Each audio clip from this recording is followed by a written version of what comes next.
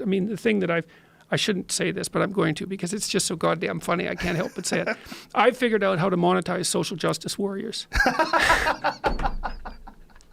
That is what it is. I know, it's so funny. I just can't believe it. The other way. It just, every time I think that, well, it's just one of the surreal circumstances that characterize my life. It's like I'm driving the social justice activists in Canada mad because if they let me speak, then I get to speak, and then more people support me on Patreon. It's like, that's annoying. It's like, goddamn capitalists make more money off this ideological warfare. It's like, okay, fine. Let's go protest them. So they go protest me. And then that goes up on YouTube. And then my Patreon account goes way up. So it's like, they don't know what to do. And so one of the things they keep accusing me of, they keep accusing me of like hauling in the loot. And I think, well, look, here's the situation, guys. I give away everything I do online for free. It's free.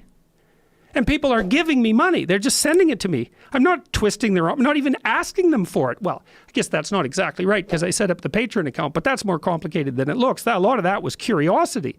And I thought, well, I could increase the production quality of my online videos. Well, it was also the potential of you being removed from the university. Well, that was real potential. Oh, yeah. Oh, and yeah. And people wanted that. Oh, yeah, they haven't stopped wanting that. Yes. In October, when the Lindsay Shepherd scandal broke and it looked so bad for the left-wing ideologues, like 200 University of Toronto community members signed a petition to get me fired again. And I was kind of upset about that. And this is what my life has been like. And so my son came over that day and I said, Jesus, Julian, you know, like 200 people at the faculty at the University of Toronto petitioned the Faculty Association, and then they sent in a petition to the administration to get me fired. It was the Faculty Association. That's my union. They didn't even contact me. And Julian said, don't worry about it, Dad. It was only 200 people. And I thought, that's what my life is like. It's like a day where 200 people signed a petition to get me fired as a professor. My son can come in and say, well, that's not so bad. It's like, it's only 200 people. That's how weird the scale's gotten. Yeah, that's right. It's so surreal. Because you could say that online and look what's happening, and then the support would be overwhelming from who knows how many people. Well, but the it'd be multiple administration times of that. Yeah, absolutely. Well, then the administration at the University of Toronto, like they didn't take it seriously at all. The call to have me removed. It didn't even cause a ripple. Now, who are these 200 people, and what was their motivation? Oh, well, they're hard to say what their motivation is. They're not very happy about me. Or they read the transcript or listened to those recordings. Yeah.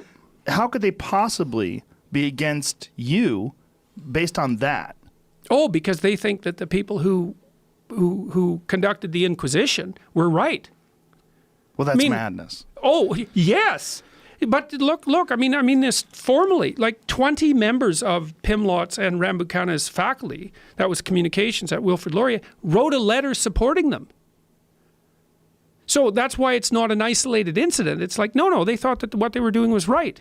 It's mass hysteria. Yeah, well, there is an element of that, that's for sure. And there's certainly, again, I hate to bring this term up again, but this toxic tribalism thing, it's like they're supporting their own. And they understand that their own ideologies have been completely connected to the same type of groupthink that's going against Lindsay Shepherd in that meeting. Oh, yeah, when they tried to paint her as a radical right-winger, and which she certainly isn't. Of course not, and neither are you. I mean, the whole thing is ridiculous. Yeah. You're not alt-right. You're not a neo-Nazi. You're not. I've read a lot of crazy things about you, and knowing you personally, seeing this stuff, I'm like, this is a fascinating time we live in. Yeah, that's for sure. That's for sure. Yeah, and it's been crazily. Well, what would I say? Crazily stressful. It's the best way to describe it is surreal. Yeah. It's like I stepped outside myself. I can't put this in a box. I don't know what to make of it.